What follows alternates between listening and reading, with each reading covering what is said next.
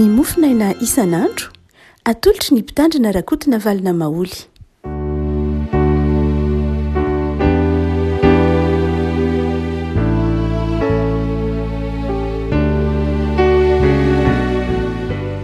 Fanamiarahaba antsika ravako tratrity alakamisy fa 12 ny volana May ity ny mofinaina voalahatra antsika dia ny boky ny salamo fa 1:20 salamo 1:20 andiny voalohany ka hatramin'ny 12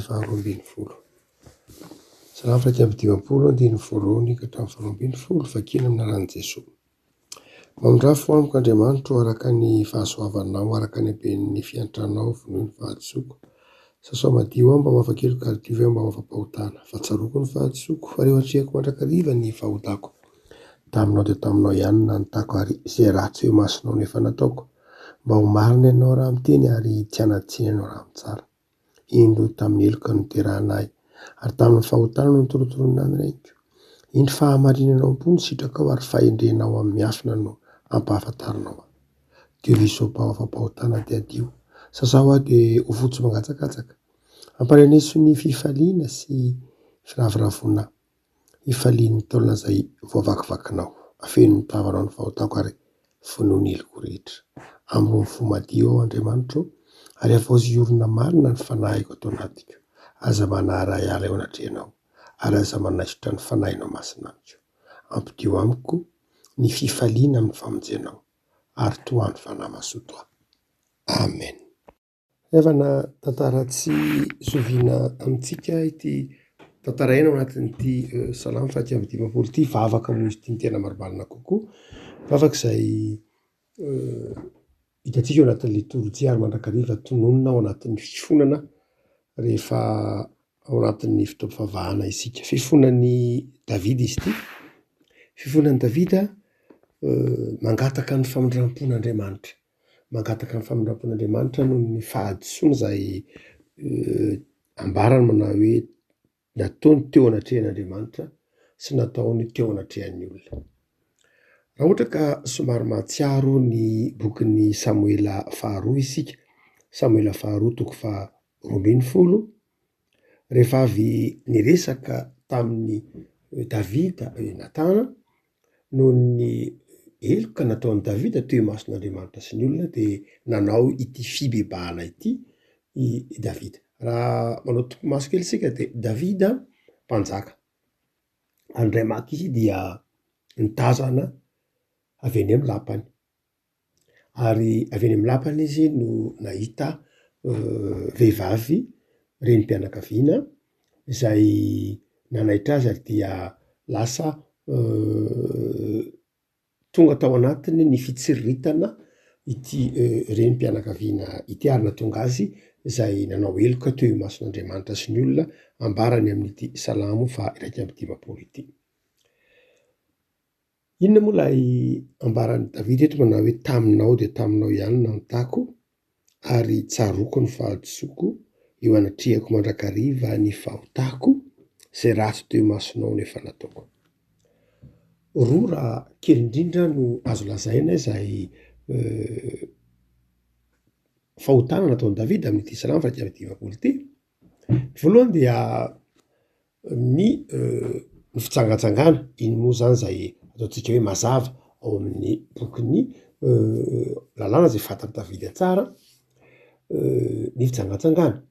Fa ny faharoa dia ny tsy fanajan'i Davida ny aina. Maivana dia maivana mihitsy tamin'i Davida ny antsoiny hoe aina.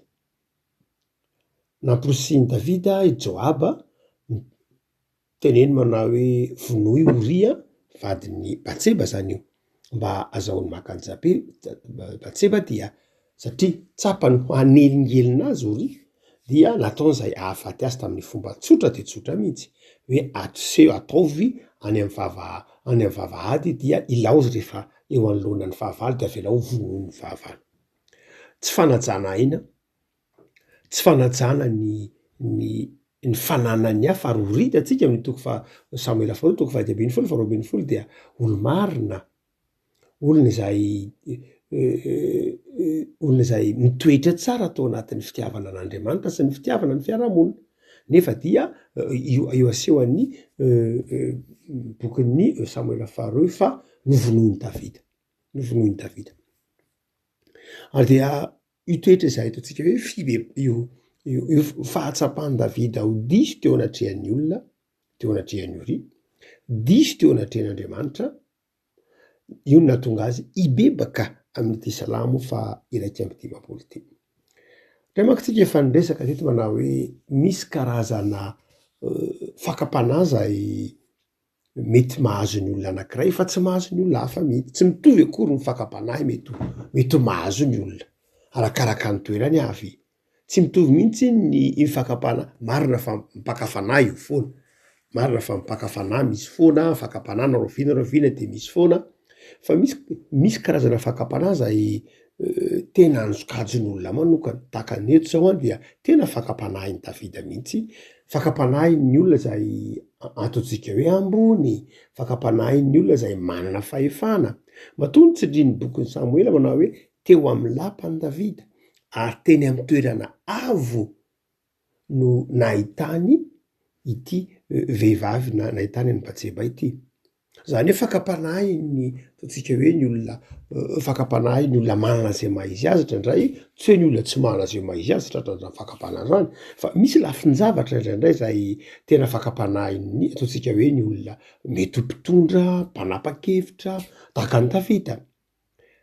Satria mahatazana ny tsy tazan'ny olona, mahita ny tsy hitan'ny olona, eny amin'ny toerana avo Davida, eny amin'ny toerana ataontsika hoe ambony Davida, de nahatazana ny tsy tazan'ny olona. Tsy ny olona rehetra akory no satria eny amin'ny lapa eny amin'ny terasy eny amin'ny Davida no nahita any Batseba mandro no filazan'ny Soatra Masina azy. Zany hoe tsy natao ho tazan'iza mihitsy izy, fa Davida kosa noho ny mahambony azy de nahatazana. Ary de hoy tsika manao hoe misy karazana fakapanahy mihitsy zay mety mpahazo ny olona tahaka an'izany. Tsy ny olona rehetra no afaka mamono olona mora de mora tahak'izay nataon'i Davida tamin'ny ori, tsy ny olona rehetra, fa karazan'olona zay ataontsika hoe misy olona zay manana fahefana, misy olona zay manana famoran-javatra amin'ny famonoana tahak'izany, tsy mila tsy misahirana akory. Baiko indray maka dia mety ho mahafaty olona. Baiko indray maka satria tenenin'ny Davida fotsiny Joaba na ratanjy ataovy de vita, tsy Davida akory ny namono azy fa baiko tsotra fotsiny. Hotsika manao hoe misy karazana fakapanahy mihitsy eo amin'ny fiainana no hoe karazan'olona zay mety ho azo ny fakapanahy tahaka ny Davida. Fakapanahy zay mora maka ny tsy an'ny tena, mora kely mihitsy. Fakapanahy hoe zay tiana alaina de azo na inona noho ny toerana misy, noho ny andraikitra misy, noho ny ataontsika hoe fahefana zay misy, mora mihitsy atsika fa tsy nanahirana ny Davida mihitsy nahaka ny Batseba. Tsy hoe tsy nakasitraka ny Davida mihitsy Batseba, hitatsika ny toy ny tantara, ny toy ny fa aveo izy tsy afa-nanoatra fotsiny Batseba. Tsy afa-nanoatra izy dia nanamasina ny tena nisy ny filazan'ny Soatra Masina azy rehefa avy tany amin'ny Davida izy. Zany hoe tsy hoe tsy afa-nandahy izy satria mpanjaka Davida, nanana fahefana Davida, ary betsaka indraindray eo anivon'ny fiarahamonina no olona zay ataontsika hoe ny fahefana avy amin'Andriamanitra. Saingy indraindray ampiasain'ny olona hanimbana ny fiainan'ny hafa, indraindray ampiasain'ny olona amin'izay tsy tokony ampiasana azy indraindray ny fahefana, tahak'izay nitranga tamin'ny Davida teto, tahak'izay nataon'ny Davida teto. Ary zay mahatonga ny Davida ny teny hoe fona Andriamanitra. Fona fa sa tsy nahy nampiasa ny fahefana ny menao aho, na ny marimarina kokoa nampiasa ny fahefana ny menao aho mihoatra noho zay tokony nampiasako azy. Lasa nampiasaiko ho an'ny tenako samirery ilay fahefana. Tsy nampiasain'ny Davida ho an'ny tenany, ho an'ny sitrapony ilay fahefana, fa tsy nampiasainy ho an'ny asony hafa, asony tanindrazana, asony mpiarabelona, asony asan'Andriamanitra, fa nampiasainy ho an'ny tenany samirery ilay fahotana, ilay fahefana, ary nanjary fahotana rehefa ampiasan'ilay fahefana. Ka eto izy hoe betsaka lay tiany Davida tenenina amin'ny hoe taminao angenina nanontako hoe tsy vitany hoe nijangajanga iny eo mazava ho azy tsy dikevitra. na koa hoe namon'olona mora kely fa izao lay toy ny fakana ny fahefan'Andriamanitra mihitsy zany hoe tsy fanajana lay fahefanany men'Andriamanitra fampidinana an'Andriamanitra ho iva de iva satria le fahefana satria tsy tokony atoloana fa Andriamanitra ny nametraka any Davida, Andriamanitra nanositra any Davida saingy zao anefany io fa lay fahefanany men'Andriamanitra de nanjary nentin'i Davida zay namonoana olona, nentin'i Davida zay tsy nirarahinana tsy hoe aina ary am'izao andro antsika zao nge moa zany Davida efa tsy edy intsony fa misy toetra be dehibe mbola hitatsika eo anivon'ny fiarahamonina hoe tsy fanajana aina, fampiasana fahefana mihoatra aloha zay tokony ho hita izay hitatsika misehatra maro samihafa any toeram-piasana indray dia misy olona manapatra fahefana am'izay tsy tokony ampiasana azy any amin'ny toeram-piasana any anivon'ny fiarahamonina de misy tahak'izany ary dia eto Davida de ny fona ary dia izay fifonan'i Davida zay no zara mofonaina ho atsika. Davida rehefa nitenen'ny Natana de nibebaka izy,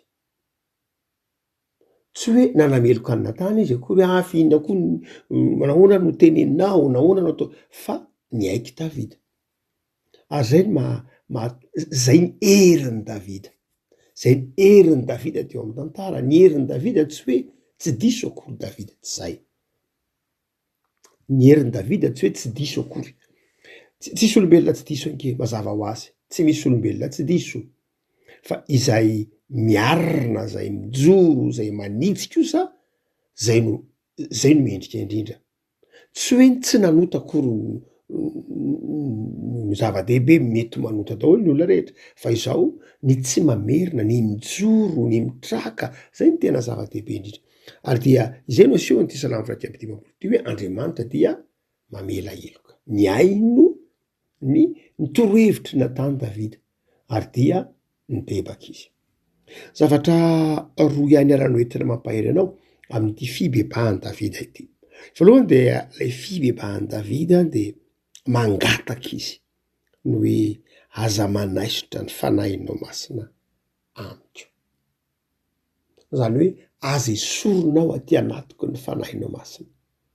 Ny fanahy masina mantsy de fantatra Davida tsara fa ny fanahy masina no mahatonga ny olona mahana fahazavan-tsaina. Inona moa zay mpanjaka tsy mahana fahazavan-tsaina?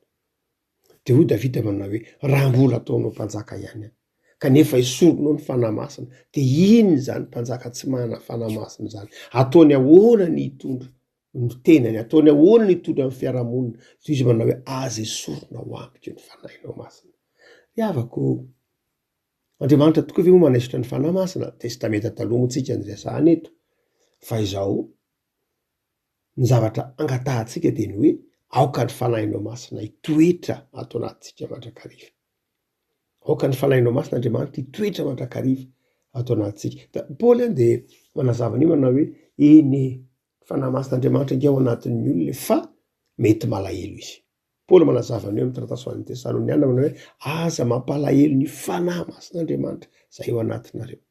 Reafako roviana moa ny fanahy masina ny malahelo rehefa manao ratsy eo anatrehan'ny olona sy eo anatrehan'Andriamanitra isika. Ahoana ny tsy hampalahelo ny fanahy masin'Andriamanitra? Rehefa mibebaka sika de faly ny fanahy masina ato anatintsika, faly Andriamanitra amin'ny fibebahantsika. Zany rehefa ko malala zava-dehibe ary ty Salamo 135 ty salamo izay mitaona antsika hitalao ny asan'Andriamanitra mba hitoetra ao anatintsika mandrakariva ny fanan'Andriamanitra, hanome antsika fahazavan-tsaina, hanome antsika herim-panahy hanao ny tsara, hanome antsika fifaliana. Nisy tokony adorona de zao ny fanahy masina de fanahy ny fifaliana.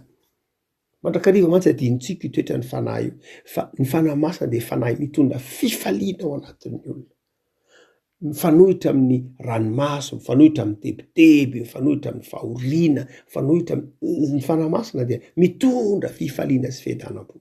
Zay mahatonga any Davida hoe rehefa mibebaka izy eto de zao ny teny manao hoe aza esoronao ny fanahinao masina, zany hoe mbola hitoetra amin'ny fifaliana ihany na de eo aza le fahadisoako de zao mamindrafo amiko fa omeo fifaliana trany noho ny fanahinao masina. Fa ny faharoa lehibe zay Hoentina mampahely antsika de zao rehefa malala ny fanadiovana.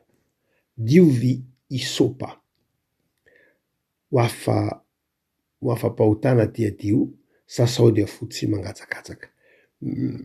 Karazana kifafa moa zany de sahany eto zay manadio. Dia ho Davida hoe diovy aho. Diovy aho zany hoe Davida zany de natsiaro ho naloto. Natsiaro ho naloto Davida. Dia izay nahatonga azy nifona nangataka fanadiovana. Tsy hoe kisendrasendra ngeja Jesosy raha ohatra ka melony hiatrehany fahafatesana de nanasa ny tongotry ny mpianatra. Jaona 1:20 nanasa ny tongotry ny mpianatra. Ary izay ty dikany teny hoe diovy aho. Diovy mba hadio am'izao tontolo zao. Rehavako malala inona moa ny fifonana? Ny fifonana dia fanekena ho diso. Ny fifonana de fanekena ho tsy mety, tsy marina, tsy tanteraky eo anatrehan'Andriamanitra. Ary ny faharoa de zao, ny fanekena hanarina, ny fanekena hamboatra, fanekena andeha araka ny tokony ho izy indray. Dia eto Davida dia nangataka fo vaovao, nangataka fo madio. Diovy aho dia amorony fo madio. Zany hoe nangataka fahariana vaovao Davida eto. Ary zay ny asan'ny fanahy-masina riavaka. Hiatrika amin'ny Pentekôstsika de zao, ny dikany hoe fanahy masina mitoetra raisitsika amin'ny Pentekôsty de zao, fahariana vaovao. Lasa le zavatra taloha. Amorony fo madio. Inona le fo madio? Fo zay tian'Andriamanitra. Fo mahay mitantana ny fahasoavana omen'Andriamanitra. Fo mahay mankasitraka an'Andriamanitra. Fo manaja mpiarabelona, fo manaja fiarahamonina, fo manaja an'Andriamanitra. So Pentekôsty rehefa malala de mitompo eny hitahiry anao. Mitompo eny hitahiry antsika ao anatin'ny fahamarinany mandrakariva. Ka dia am'izay rehetra mety ho nampalahelo an'Andriamanitra, nampalahelo ny hafa nataontsika, dia andeha hifona antsika ary engany ho avaozo ny tompo isan'andro ny fanoloran-tenantsika. Mivavaka sika. Tompo misaotra anao noho ny amin'ny fanekenao anadio anay tamin'ny alalan'i Jesosy zanakao. Mandrakariva tokoa Tompo de mora manoto zahay. Ary mora mivily lalana satria teraka tamin'ny ota. Mora many. Matoky anefa ny teninao fa mamela heloka ianao. De mamindrafo aminay Tompo araka ny haben'ny fahasoavanao. Dia havaozy zahay ary ataovy miorina marina atao anatinay ny fanahinao masina. Dia atao fahalalandava amin'ny fiainanay zahay. Mety misy nampalahelo anao, na nampalahelo ny hafa nataonay de am'izao akatoko ny Pentekôsty izao, mamindrafo aminay ary diovy isopa izahay. Dia ataovy mahay mitantana ny fanomezam-pahasoavana nomenao anay zahay mba tsy hanotanay eo imasonao ary tsy hanotanay eo imason'ny mpiarabelona aminay. Dia ampitoero aty anatinay Jesosy ny fiadanam-po zahay efa nampanantenanao anony. Da io ny asanay, da io ny fahasalamanay, da io ny fanorantenanay Jesosy. Amen.